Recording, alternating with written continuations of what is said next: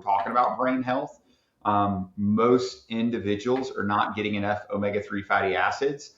And this is one, hey, I'm a food first person. So just like I'm sure Susan is as well. So, hey, I would love for somebody to listen to this and say, okay, I need omega-3s. Go eat your salmon, go eat your sardines, go do all that. But I'm also realistic, and I was actually part of a research team where we looked at this at West Point and Naval Academy, where we either offered more fish, and we did this at West Point, or the Naval Academy just did omega-3 supplementation. And guess which one was more effective? Yeah, definitely The the omega-3 omega-3s. Yeah. supplementation. Hmm. Because come to find out, people who don't like fish, even if they know it's good for them and you educate them, they're probably not going to eat more fish. It's a hard sell. So this is one where if you are not eating fish, get you some omega-3 supplements, and you kind of get what you pay for. Um, the key is, making sure you're getting 1 to 2 grams of that DHA and EPA. If you're, especially my breachers listening to this, people that might be exposed to blast, overpressure, tactical athletes who do combatives, head injuries, then it's really important because it's been shown to possibly help with that recovery. It's, in animal models, it's been shown time and time again. Yeah. Humans are a little harder. Yeah. And I'm gonna branch off of that for a little Please bit, do. just a second, because I want to ask you a question because I get this question all the time.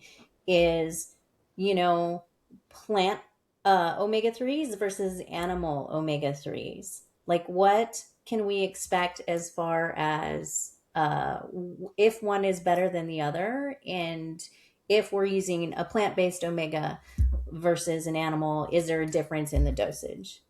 Are you talking about ALA versus like DHA and Yes, EPA? yes, Yeah, yes. so you're not going to get the conversion, and that's this is something. Even when I was doing my research at Texas A&M, we looked at and kind of went through the literature, and I think the conversion rate to EPA was like maybe 3% if you're lucky. DHA was less than 1%. So you have to consume the docosahexaenoic acid and eicosapentaenoic acid. Now, do you just have to get it through fish? No, you could get it through algae. That's what the fish get it from, and they eat it. So certainly you could do that, but it is important. Hey, chia seeds are great. I like chia seeds. Eat them. But you need that EPA and DHA. So that's really what the literature shows. And for brain health, the DHA is most important. There was just a paper. I don't want to get into it too much that, because again, it was just one animal study that EPA might not be beneficial, and it hinted towards possible some detriments right after a brain injury. So the DHA is most important.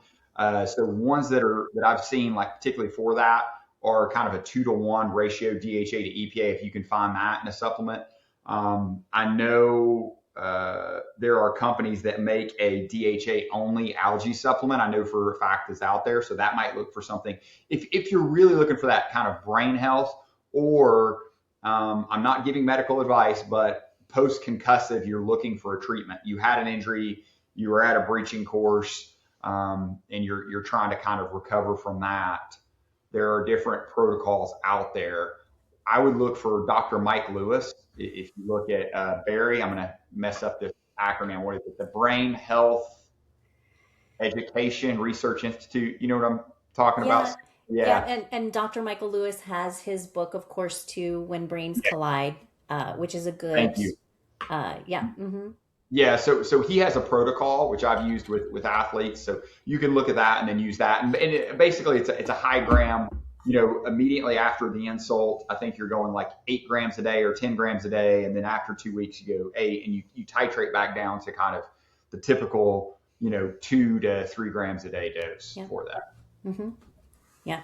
And that's something that typically, like if I'm working with someone who's, going to be putting a lot down range, if, blast over pressure, parachute landing falls, that's typically something that I would say, hey, like, there's some research out there, potentially using it prophylactically or after even a mild incident could help with any recovery needs that you have, right? Especially, and you're probably going to go into this, but whenever there's an energy crisis kind of in the With the brain, we want to provide those nutrients that the brain needs and then any energy we can as well. So if we're incorporating those omega-3s through the fish, but then also supplementing, right, calories, getting that DHA in, super, super When you important.